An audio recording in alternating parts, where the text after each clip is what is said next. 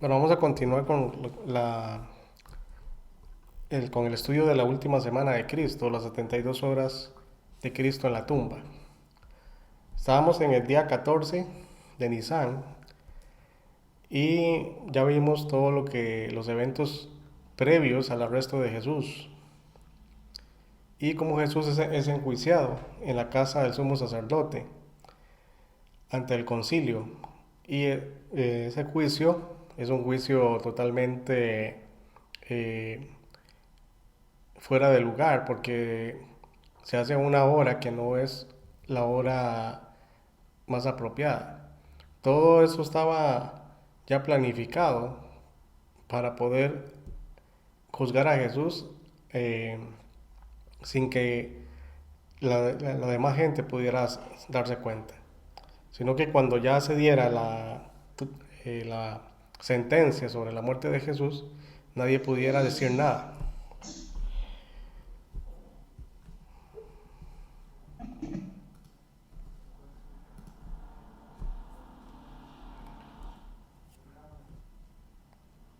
Entonces vemos cuando Jesús es condenado precisamente porque el sumo sacerdote le pregunta, versículo 61.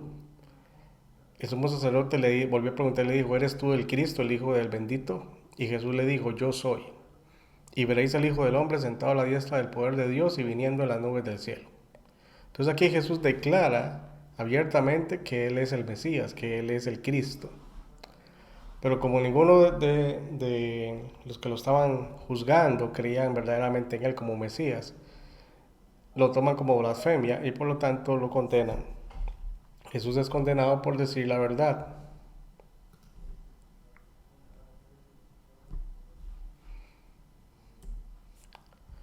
Entonces, Jesús es condenado por decir la verdad. Y va la declaración de Jesús, yo soy. Es decir, la declaración más fuerte que podía decir. Estaba utilizando el nombre de Dios, yo soy. Dice, y veréis al Hijo del Hombre sentado a la diestra del poder de Dios y viniendo en las nubes del cielo. Entonces él está declarando su deidad, asimismo como su humanidad, porque él utiliza el término el Hijo del Hombre. Entonces el sumo sacerdote, rasgando su vestidura, dijo, ¿qué más necesidad tenemos de testigos? Habéis oído la blasfemia, ¿qué os parece? Y todos ellos le condenaron, declarándole ser digno de muerte. O sea, era un juicio en donde todos estaban dispuestos a condenar a Jesús. Nadie estaba dispuesto a defender a Jesús. Fue un juicio verdaderamente injusto en ese sentido, porque en ningún momento se le da la opción a Cristo de defenderse. Y no solamente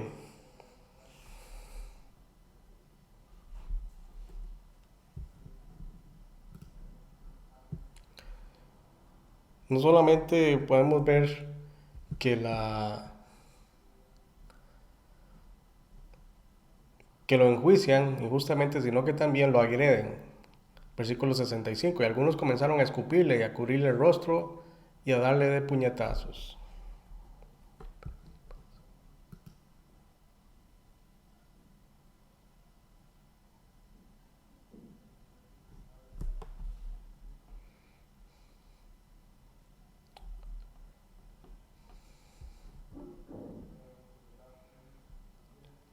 Y se burlaban de él y le decían profetiza, y los alguaciles le daban de bofetadas. Evidentemente se cumple todo lo que Jesús dijo, que a él lo iban a agredir, lo iban a golpear, lo iban a maltratar. Y mientras Jesucristo está siendo violentado, Pedro está afuera. Versículo 66. Entonces Pedro, abajo en el patio, vino una de las criadas del sumo sacerdote y cuando vio a Pedro que se calentaba mirando, le dijo, tú también estabas con Jesús el Nazareno. Y aquí Pedro no puede pasar desapercibido, porque aunque no era conocido, sin embargo, habían personas que lo habían asociado con Jesús. Vea que esta mujer le dijo, tú también estabas con Jesús el Nazareno. Mas él negó diciendo, no le conozco, ni sé lo que dices. Y salió a la entrada y cantó el gallo.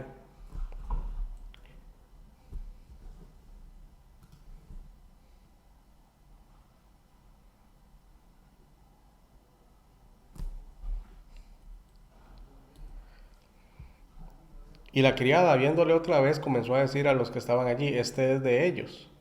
Pero él negó otra vez. Y poco después los que estaban allí dijeron otra vez a Pedro, verdaderamente tú eres de ellos porque eres Galileo y tu manera de hablar es semejante a la de ellos. Entonces, el tipo de forma de hablar de Pedro lo delataba como un Galileo. Sin embargo, aquí lo están relacionando como era ser parte del grupo de Jesús simplemente por ser Galileo, lo cual es una falacia. Entonces él comenzó a maldecir y a jurar. No conozco a este hombre de quien habláis. Entonces aquí vemos que ya está la tercera vez que Pedro niega y el gallo cantó la segunda vez. Entonces Pedro se acordó de las palabras que Jesús le había dicho, antes que el gallo cante 2 veces, me negarás 3 veces. Y pensando en esto, lloraba. Entonces fue muy duro para Pedro, precisamente el recibir o el acordarse de que se cumplió verdaderamente lo que Jesús le dijo, de que él lo iba a negar 3 veces, cuando él estaba dispuesto a dar su vida a favor de Jesús. Aunque en este momento Pedro no lo dio, su vida, eh, y no tendría sentido haberlo hecho, al final de cuentas, al final de su ministerio, sí murió eh, martirizado por el testimonio de Cristo. Así que esto se cumplió, lo que Pedro quería hacer, aunque no en este momento, sino más a futuro.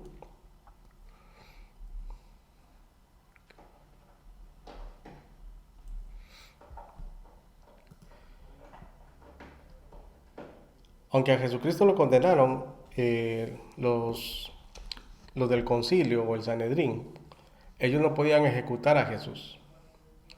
Para poder ellos ejecutarlo tenían que tener autorización de parte del gobierno romano. Por eso es que ellos llevan el caso delante de Pilato. Pero presentan un cargo totalmente diferente, por el cual a él lo sentenciaron a muerte. Dice, muy de mañana, habiendo tenido consejo los principales sacerdotes con los ancianos, con los escribas y con todo el concilio, llevaron a Jesús atado y le entregaron a Pilato. Entonces noten que Marcos va siguiendo el orden cronológico. Jesús fue juzgado, fue arrestado en la madrugada y fue juzgado también en la madrugada. Pero ya al amanecer, muy de mañana, dice, habiendo tenido consejo los principales sacerdotes con los ancianos, con los escribas y con todo el concilio, llevaron a Jesús atado y le entregaron a Pilato. O sea, bien temprano. Pero este es el día 14 todavía. Pilato le preguntó, ¿eres tú el rey de los judíos? Respondiendo él le dijo, tú lo dices. Noten aquí en el versículo 2 que Pilato de una vez entra diciendo, ¿eres tú el rey de los judíos? Porque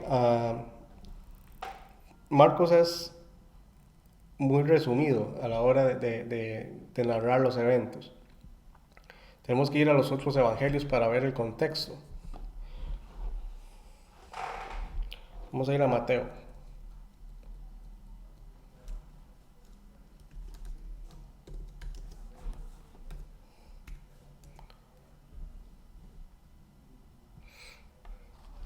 En Mateo capítulo 27 encontramos el pasaje paralelo. Venía la mañana, todos los principales sacerdotes y los ancianos del pueblo entraron en consejo contra Jesús para entregarle a muerte.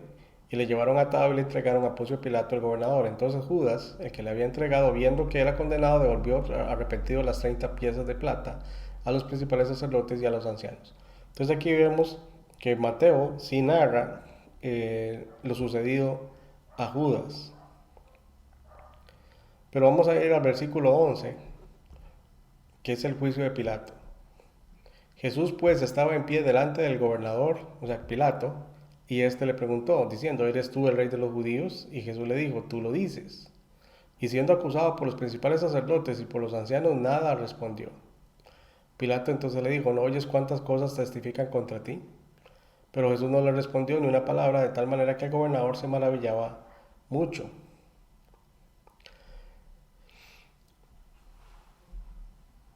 ¿Cuál es el argumento que se le presentó a Pilato? Que Jesús afirmaba ser el rey de los judíos. Por eso la pregunta de Pilato es muy diferente.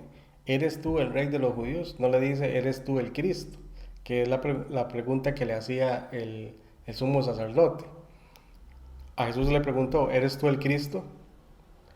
Pero Pilato le dice, ¿eres tú el rey de los judíos? Ve que son dos cosas totalmente diferentes.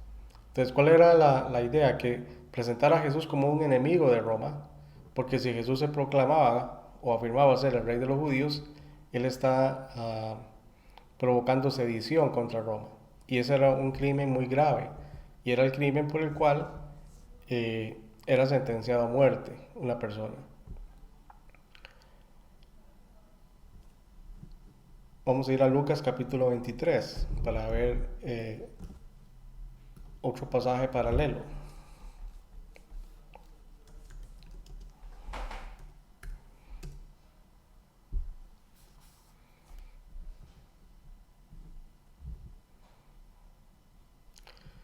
Lucas es todavía más detallado. Versículo 1. Levantándose entonces toda la muchedumbre de ellos llevaron a Jesús a Pilato y comenzaron a acusarle diciendo, a este hemos hallado que pervierte a la nación y que prohíbe dar tributo a César, diciendo que él mismo es el Cristo, un rey. Entonces Pilato le preguntó diciendo, ¿eres tú el rey de los judíos? Vea que lo que dice el versículo 2 lo omite Marcos y lo omite Mateo. Pero tanto Marcos como Mateo introducen el juicio con la pregunta que le hace a Pilato, ¿eres tú el rey de los judíos? Y respondiendo él dijo, tú lo dices. Y Pilato dijo a los principales sacerdotes y a la gente, ningún delito hallo en este hombre. Pero ellos porfiaban diciendo, alborota al pueblo, enseñando por toda Judea, comenzando desde Galilea hasta aquí. Entonces Pilato, yendo a decir Galilea, preguntó si el hombre era Galileo, y al saber que era de la jurisdicción de Herodes, le remitió a Herodes, que en aquellos días también estaba en Jerusalén. Entonces vemos que aquí Pilato, eh, él quiere evitar este problema para él mismo. Entonces, ok, que sea Herodes quien juzgue. Ahora, este Herodes es el hijo de Herodes el Grande. No es el Herodes que mandó a matar a los niños, sino que este es el hijo de Herodes.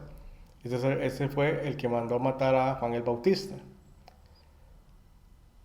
Herodes viendo a Jesús se alegró mucho porque hacía tiempo que deseaba verle, porque había oído muchas cosas acerca de él y esperaba verle hacer alguna señal. Entonces este Herodes, aunque había escuchado de Jesús, él solamente esperaba ver de Jesús un espectáculo. Él no esperaba o buscaba de Jesús que él fuera el Cristo, simplemente no le importaba. Porque dice, y esperaba verle hacer alguna señal. Y le hacía muchas preguntas, pero él nada le respondió. Jesús, a pesar de la circunstancia, a pesar de la situación, Jesús no adopta una posición para darle gusto a este hombre, ni tampoco a Pilato, ni a nadie más. Él sabe que está siendo juzgado y él sabe cuál es el desenlace. Él no se defiende a sí mismo. Y estaban los principales sacerdotes y los escribas acusándole con gran vehemencia.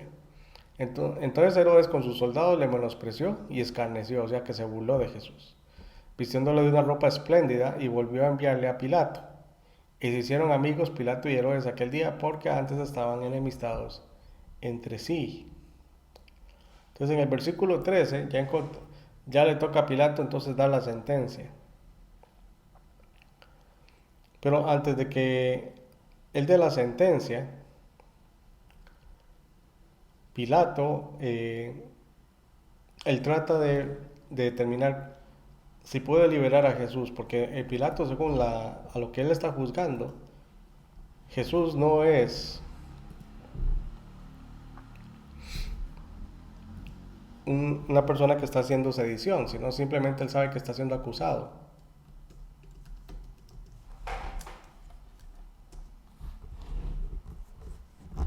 injustamente.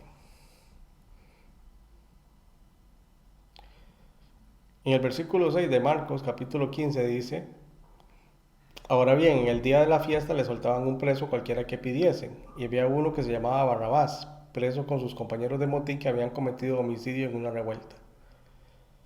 Y viniendo la multitud comenzó a pedir que hiciese como siempre les había hecho. Y Pilato le respondió diciendo, ¿queréis que os suelte al rey de los judíos? Entonces, esta era una forma que tenía Pilato de, de congraciarse con el pueblo en la fiesta de la Pascua.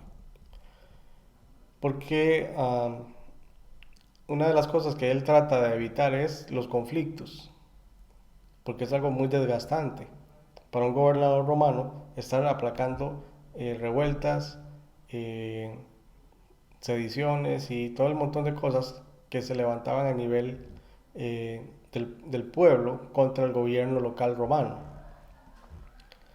Mas los principales sacerdotes incitaron a la multitud para que le soltase más bien a Barrabás. Respondiendo Pilato les dijo otra vez: ¿qué pues queréis que haga del que llamáis rey de los judíos? Y ellos volvieron a dar voces: crucifícale. Y hay que entender algo acá: estas personas, junto con los sacerdotes, no eran las multitudes que recibieron a Jesús eh, 4 días antes, a la entrada de Jerusalén, con palmas y que clamaban y diciendo: bendito el que viene en el nombre del Señor. No son ellos. Los que están pidiendo que se crucificara a Jesús son los habitantes de Jerusalén, no las personas que vinieron o siguieron a Jesús desde Galilea y desde Judea. Dice: y ellos volvieron a dar voces: crucifícale. Pilato les decía: pues qué mal ha hecho, pues, pero ellos gritaban aún más: crucifícale. Entonces, esto es importante porque al final de cuentas es el pueblo de Israel el que pide la crucifixión, ni siquiera es Pilato. Pilato no toma la decisión de crucificarle por sí mismo, sino que él al final accede a la petición del pueblo de Israel, porque Israel está rechazando al Mesías, Israel está rechazando al Cristo, y son ellos los que están dictando la sentencia de muerte. Vea que 2 veces dicen: crucifícale. Pilato les decía: pues qué mal ha hecho, pero ellos gritaban aún más: crucifícale. Y Pilato, queriendo satisfacer al pueblo, le soltó a Barrabás y entregó a Jesús después de azotarle para que fuese crucificado. Entonces los soldados le llevaron dentro del atrio, esto es, al pretorio, y convocaron a toda la compañía. Y le vistieron de púrpura y poniéndole una corona tejida de espinas, comenzaron luego a saludarle: salve, rey de los judíos. Y aunque estos soldados no lo sabían, pero el púrpura es el color de la realeza judía. O sea, aunque fuera en forma de burla, a Jesús se le está dando el, el- el lugar de rey, aunque ellos no lo sabían. Y le hicieron de púrpura poniendo una corona tejida de espinas. O sea, ellos están haciendo burla, están haciendo mofa de Jesús como rey de los judíos. Dice: y le golpeaban en la cabeza con una caña y le escupían y puestos de rodillas le hacían reverencias. Entonces aquí vemos a los gentiles, en el caso de los soldados romanos, haciendo burla de Jesucristo. Después de haberle escarnecido o de haber hecho burla, le desnudaron la púrpura y le pusieron sus propios vestidos y le sacaron para crucificarle. Ya que todo esto sucede en cuestión de horas, porque Jesús es crucificado aproximadamente a las 9 de la mañana y a Jesús lo habían llevado muy temprano donde Pilato, digamos tipo 6 de la mañana. Entonces durante todo ese tiempo se dan todos estos eventos de una manera muy rápida. Dice: y obligaron a uno que pasaba, Simón de Cirene, padre de Alejandro y de Rufo, que venía del campo, a que le llevase la cruz. Y esto es porque, eh, si ponemos atención a todo lo que hemos leído, Jesús estaba muy lastimado por el hecho de que no solamente había sido golpeado en el juicio eh, en la madrugada con el concilio, sino que también los soldados romanos le habían castigado duramente y habían hecho burla de él y lo habían golpeado. Entonces, evidentemente, Jesús estaba físicamente incapacitado hasta cierto punto de poder cargar el madero con el cual iba a ser crucificado, porque esa es una de las formas de que el Imperio Romano psicológicamente dominaba a los pueblos que había conquistado y hacía que el mismo condenado a muerte llevara el instrumento con el cual iba a ser ejecutado. Y dice, y le llevaron a un lugar llamado Gólgota, que traducido es lugar de la calavera. Ahora, el Gólgota o el monte de la calavera es un montículo que está fuera de Jerusalén, fuera de las murallas de Jerusalén. Jesucristo no muere crucificado dentro de Jerusalén, sino fuera de la ciudad de Jerusalén. Dice, y le dieron a beber vino mezclado con mirra, mas él no lo tomó. Y hay una razón por la cual Jesús no tomó el vino mezclado con mirra. Porque el vino mezclado con mirra se lo daban a los sentenciados a la crucifixión para mitigar el dolor. Eso era una droga para ayudarle a la persona a tolerar el suplicio que ibas a sufrir. Pero Jesús no lo tomó. O sea que Jesús experimentó en carne propia todo el dolor de la crucifixión. Absolutamente todo el dolor de la crucifixión. No solamente había recibido el castigo físico, los golpes en la cara, los golpes en la cabeza, los golpes en la espalda y otras partes del cuerpo, porque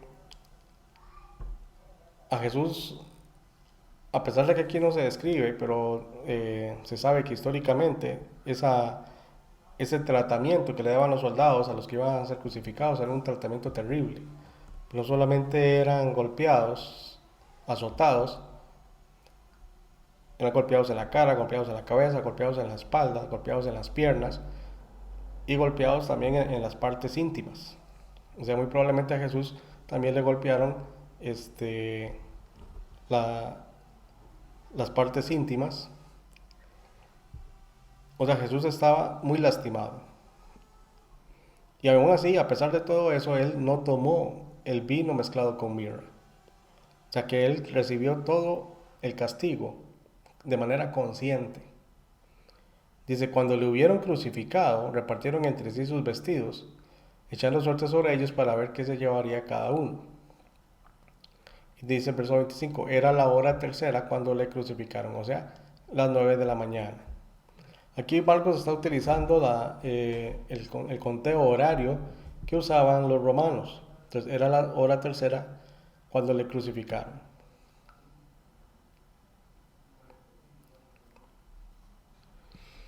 Dice, y el título de su causa era el Rey de los Judíos.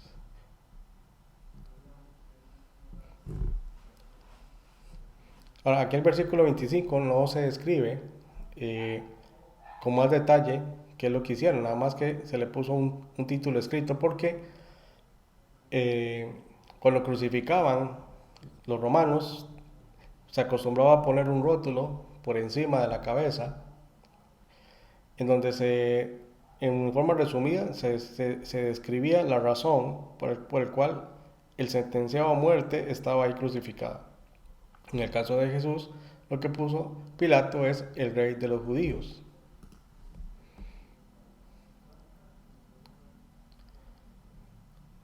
Si volvemos a Mateo, vemos que Mateo es todavía mucho más descriptivo. El versículo 26 de Mateo 27, de Mateo 23. No, perdón, estamos en Lucas. Lucas 23.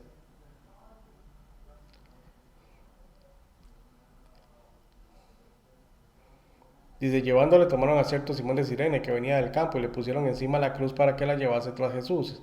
Y le seguía gran multitud del pueblo y de mujeres que lloraban y hacían lamentación por él. O sea, estas mujeres que lloraban y hacían lamentación por él no son del grupo que habían pedido crucifícale. Pero Jesús, vuelto hacia ella, les dijo, hijas de Jerusalén, no lloráis por mí, sino llorad por vosotras mismas y por vuestros hijos. porque aquí vendrán días en que dirán, bienaventuradas las estériles y las vientres que no concibieron y los pechos que no criaron. Entonces comenzarán a decir a los montes, caed sobre nosotros, y los collados, cubridnos. Porque si en el árbol verde hacen estas cosas, en el seco, ¿qué no se hará? Ahora, cuando Jesús le está diciendo esto, en cierta manera les está profetizando lo que iba a suceder con Jerusalén 40 años después, cuando Roma iba a invadir Jerusalén y destruirla. Y dice verso 32, llevaban también con él a otros dos que eran malhechores para ser muertos. Y cuando llegaron al lugar llamado de la calavera, le crucificaron allí y a los malhechores, uno a la derecha y el otro a la izquierda.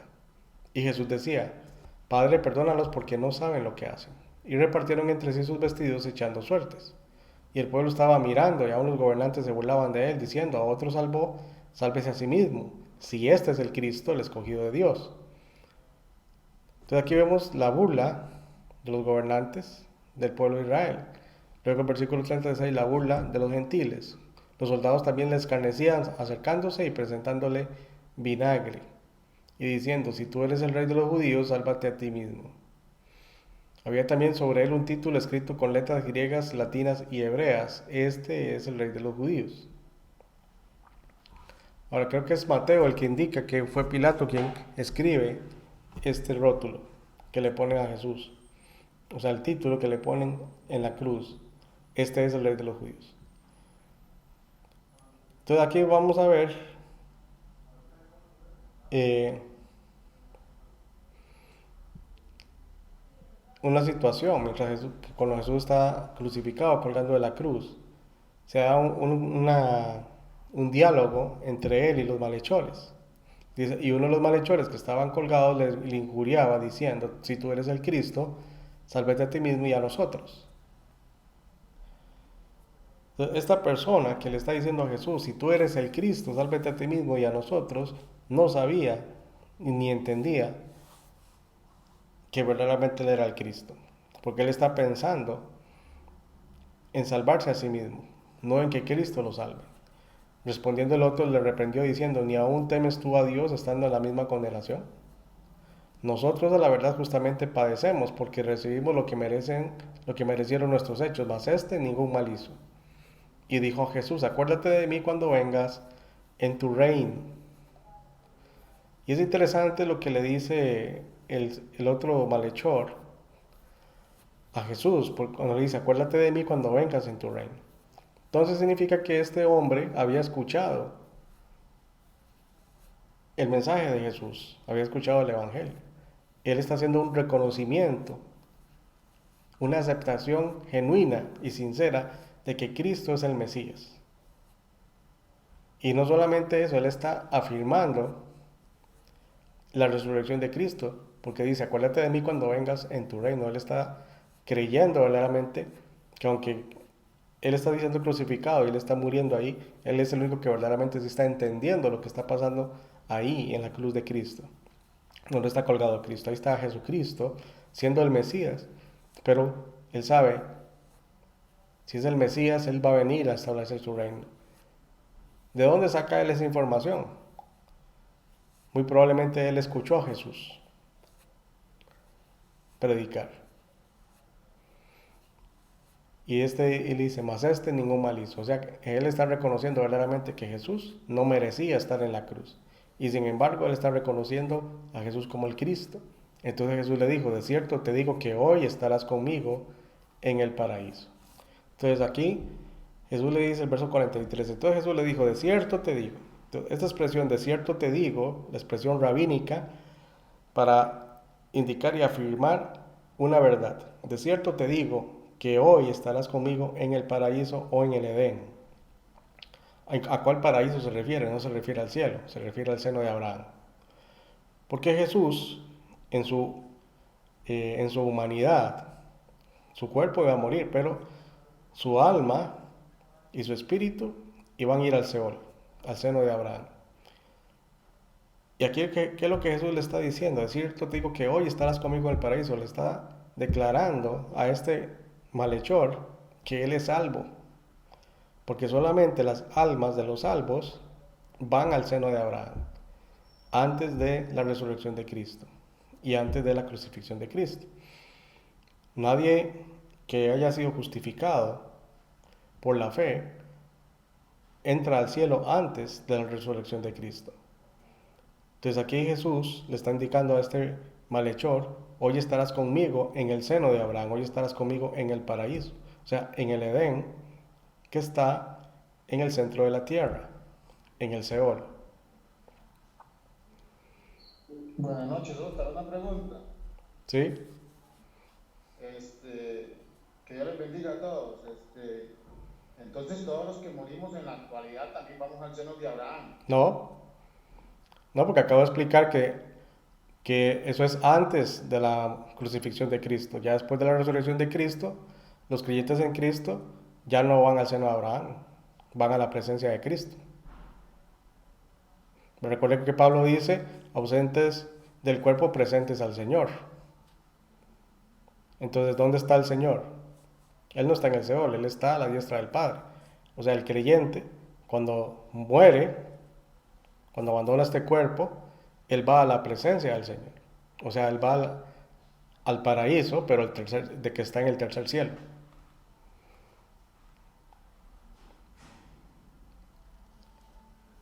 No sé si le quedó claro. Sí, gracias, Oscar. Ok.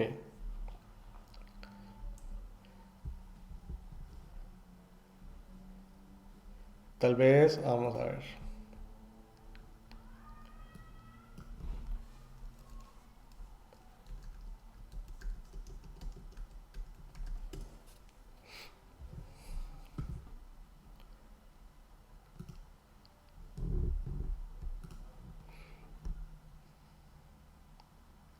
Vea lo que dice Pablo en 2 Corintios capítulo 5.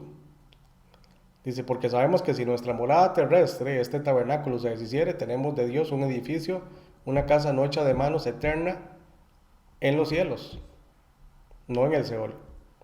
Aquí Pablo está hablando del cuerpo físico, del tabernáculo terrestre. Y por esto también gemimos, deseando ser revestidos de aquella nuestra habitación celestial. Él está hablando de el cuerpo celestial, no del cuerpo glorificado. Porque el cuerpo glorificado se recibe en la resurrección. Pues así seremos hallados vestidos y no desnudos. Porque asimismo los que estamos en este tabernáculo, o sea, el terrenal, gemimos con angustia, porque no quisiéramos ser desnudados, sino revestidos, para que lo mortal sea absorbido por la vida. Mas el que nos hizo para esto mismo es Dios, quien nos ha dado las arras del Espíritu. O sea, las arras del Espíritu es la garantía de la redención del cuerpo en la resurrección.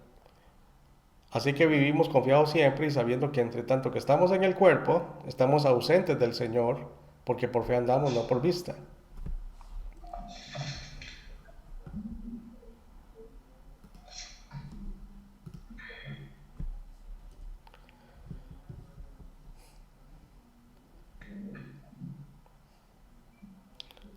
¿Alguien va a preguntar algo? Oscar, buenas Sí, noches. buenas noches. ¿Cómo está? ¿Y usted? Tengo una consultita. Digamos,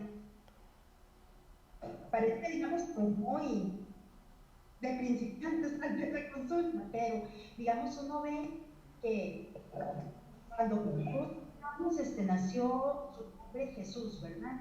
Pero conforme, digamos, acá se mencionó Cristo, en otras partes se menciona Jesús. Entonces uno piensa, digamos, las etapas que él va cumpliendo, digamos, van cambiando ese nombre, ¿verdad? Entonces, en este momento, cuando ya él está a la diestra del Padre, actualmente, ¿verdad? ¿Cuál es la...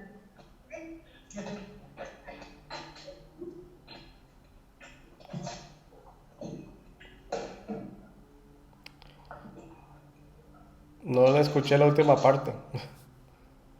¿Perdón? No le escuché la última parte, se entrecortó todo. Vale, entonces, actualmente nuestro Señor se encuentra a la diestra del Padre, ¿cuál es el nombre correcto? Y el mismo nombre que tiene, Jesús. ¿Sí? Su título, Jesús, Jesucristo es el título completo. Porque se está afirmando Jesús el Cristo, Jesús el Mesías. Es para afirmar eso, ¿verdad? Pero su nombre personal sigue siendo Jesús. Solamente que vamos a ver que en las epístolas de Pablo, Pablo siempre utiliza Jesucristo, que es con, una contracción entre el nombre y el título, porque es Jesús el Cristo. Pablo siempre afirma Jesucristo, Jesús el Cristo, Jesús el Mesías o Jesús el ungido, porque Él es el que está a la diestra del Padre. Pero a Jesús se le refiere también con otros títulos, ¿verdad? Como el Cordero de Dios, como el Verbo, el Hijo del Hombre, ¿verdad? Pero Pablo principalmente utiliza Jesús el Cristo o Jesucristo. Sí. Muy amable, Oscar, gracias. Un gusto.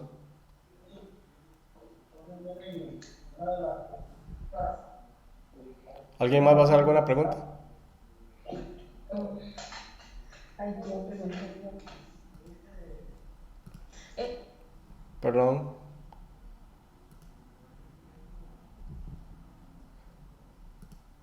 Perdón, lo silencié, Iliana.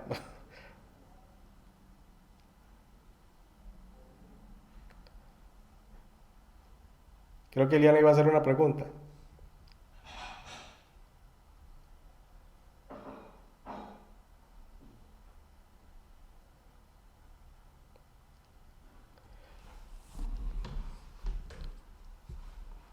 Es que si hay dos personas que tienen abierto el micrófono, yo lo silencio porque hay reverberancia. Entonces, ya, perdón. ok. Perdón, mi hermano, ya ahora. Mi hermano, una pregunta. ¿La costumbre de la crucifixión era algo de los romanos o los judíos también lo practicaban?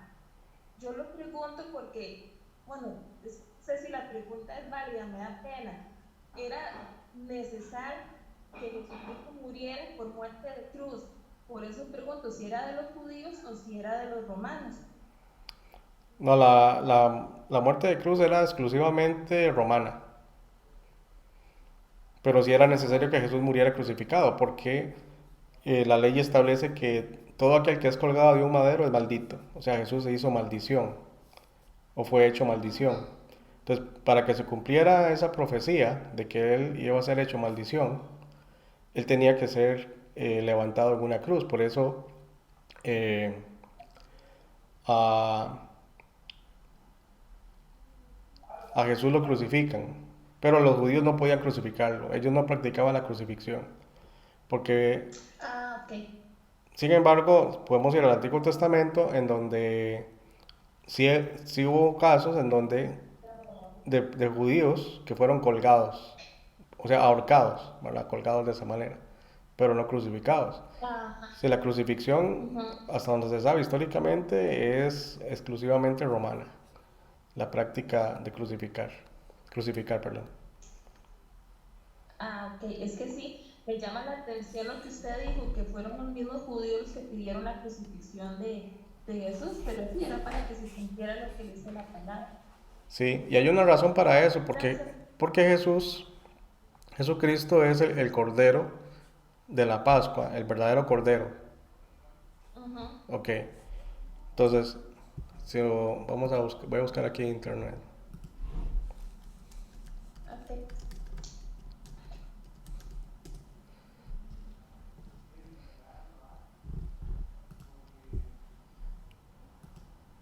Una de las cosas que, vamos a ver, ya aparece la imagen.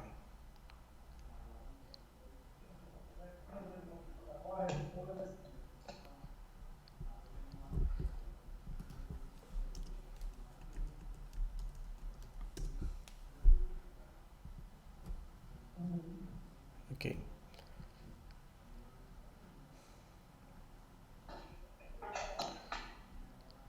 vamos a ver, por qué no aparece la imagen. Ujú. Porque quiero que se entienda algo.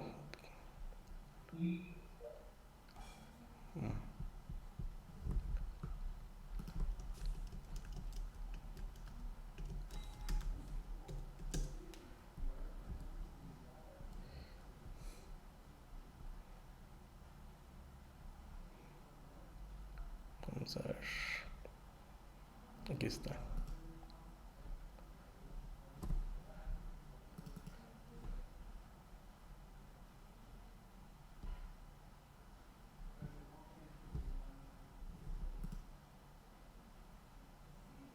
Bueno, no sé si lo ven. Vea que el cordero es asado de manera vertical. Ya que el animal es completamente, el cuerpo del animal es completamente extendido sobre una estructura vertical. Por eso es que Jesucristo tenía que morir crucificado, porque Jesús, al ser el cordero, él tenía que ser muerto en una estructura vertical. Y si usted se fija, esta estructura es una cruz. Ahora tiene Ajá. los dos extremos y tiene un apoyo en la parte inferior. Entonces, esta forma, que es la forma en que los hebreos siempre han asado el cordero de la Pascua, está profetizando la forma en que Jesús iba a ser crucificado. Lo que sucede es que nos han vendido la idea falsa. Aquí hay otra foto. Nos han vendido la idea falsa de que el... Bueno, ahorita me va a salir que la restricción de Pinterest porque no tengo la... Pero aquí se puede ver, por ejemplo, otra imagen, varias imágenes, ¿verdad? Bueno, en donde vemos que esta es la forma en que los judíos asan el cordero de la Pascua. La forma de asado, o de ser asado el cordero, que por ahí salió una imagen, es, que se hace de forma horizontal, esta no es la forma judía de preparar el cordero de la Pascua. Esto es la forma occidental o la forma gentil en que se asa el animal, pero no es la forma hebrea. La forma hebrea es vertical, lo cual ya dice mucho acerca de por qué Jesús tenía que ser crucificado, tenía que ser levantado. De hecho, el mismo Jesucristo, él dice que él tiene que ser levantado. ¿Ya? Y él es levantado entre el cielo y la tierra, porque él está haciendo uh, la paz entre el cielo y la tierra. Entonces, por eso es que Jesús es levantado. También, y también el otro aspecto es que todo esto es tipológico, pero son aspectos que nosotros no conocemos porque como la Biblia es una descripción, no, no, no es algo que es vivencial para nosotros en muchas cosas, sino que es parte de la cultura del hebreo.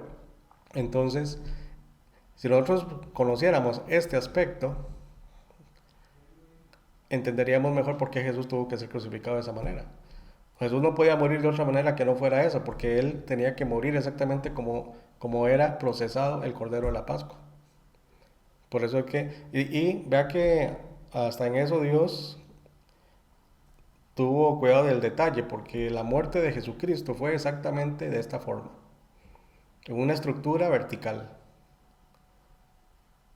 en donde el Cordero asado representa el sufrimiento de Cristo y de la misma manera Cristo en la cruz, Él está experimentando todo el dolor del sacrificio o todo el dolor de lo que es su muerte a favor de este mundo. ¿Ok? Entonces, volviendo retomando la pregunta sobre si la crucifixión era específicamente judía, no, pero ellos estaban sin saberlo profetizando la forma en que Cristo iba a morir, en la forma en que ellos procesaban el Cordero de la Pascua. Entonces es un aspecto muy interesante que a veces no nos queda claro porque no conocemos esos aspectos que son propios de la cultura hebrea. Muchas de las cosas que hacen los judíos en sus fiestas están profetizando cosas o están representando cosas que tienen que ver con Jesucristo, con la primera venida y con la segunda venida. Entonces son cosas que nosotros no las entendemos ahora, algunas y otras no, pero algún día vamos a comprender todo el significado de esas cosas. Amén. Ok, Hermano, sí, vieras que me estaba acordando en este momento que en una clase que yo vi cuando vimos lo del tabernáculo, la forma como ellos hacían, bueno, como Dios les dio la dirección que lo hicieran y como colocaron las tribus, era como se colocaron las tribus, viéndolo de alto, eso formaba una cruz. Entonces, sí, quiere decir que estaba profetizado, aunque ellos no lo sabían, como dice usted, que Cristo iba a morir así. Bueno, allí le voy a decir algo. La estructura del tabernáculo, sí, de Ajá, vista desde arriba, sí representa una cruz. Pero ajá, la distribución de las tribus no. Una vez yo estaba hablando es, con un judío sobre eso, la distribución de las tribus ajá. es siguiendo el orden del Maguen de David, o sea, la estrella de David. Ah, Entonces,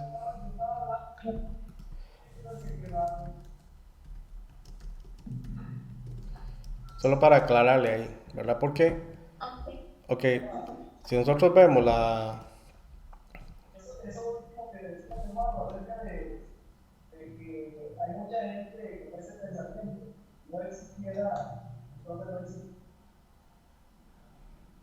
no sé quién está hablando.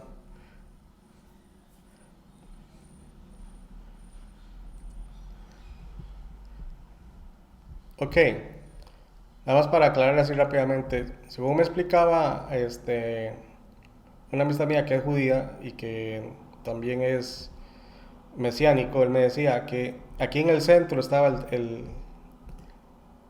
el centro estaba el tabernáculo, pero las tribus se distribuían siguiendo este mismo orden, ¿verdad? Entonces aquí tenemos eh, 6 puntas y 6 extremos acá. Entonces son 12 tribus. En el centro está la tribu de Leví y el tabernáculo. Entonces él me explicaba, esa es la razón por la cual eh, se usa este símbolo, porque este símbolo representa la forma en que tradicionalmente se distribuían las tribus alrededor del tabernáculo. Entonces me llamó mucho la atención eso, ¿verdad? Porque él me lo estaba diciendo, y eso es lo que enseñan los rabinos a los judíos. No es como nosotros creemos, ¿verdad? Que entonces son 3 tribus a- al este, otros 3 al oeste, 3 al norte y 3 al sur, formando una cruz. Porque eso es lo que nosotros interpretamos. Pero los rabinos lo que interpretan es otra cosa. Ellos lo que dicen es que esta era la distribución. Ahora, ¿quién le va a creer? ¿A un gentil o a un judío? Pues yo le voy a creer al judío porque esto es parte de la cultura de él. Entonces, si el rabino me está diciendo que así es la forma en que se hacía, es más probable que sea cierto que así se hacía. Es como lo que estaba explicando sobre la forma del asado del cordero. Que nosotros imaginamos el cordero que es asado, cocinado de forma horizontal como siempre lo hacemos, pero la forma vertical es propia de los judíos de preparar el cordero de la Pascua y eso representaba la cruz de Cristo o la forma en que iba a estar colgado el cordero, el verdadero cordero de la Pascua que es Cristo. Ok, entonces esto lo aclaro porque no todos los maestros de Biblia saben eso. Porque yo creía eso también, hasta que, digamos, escuchando a esa persona, dije, mira, puede ser que haya que corregir ese aspecto. Entonces, trato, yo trato siempre de interpretar la Biblia, buscar el significado de algo, yendo a lo que piensa el judío. ¿Por qué razón? Porque la Biblia fue escrita por judíos. Entonces, muchas cosas de la Biblia no se entienden porque no entendemos la forma de pensar del judío. Solamente es un detalle ahí para tenerlo en cuenta, ¿verdad? Bueno, ahorita vamos a parar acá, son las 7.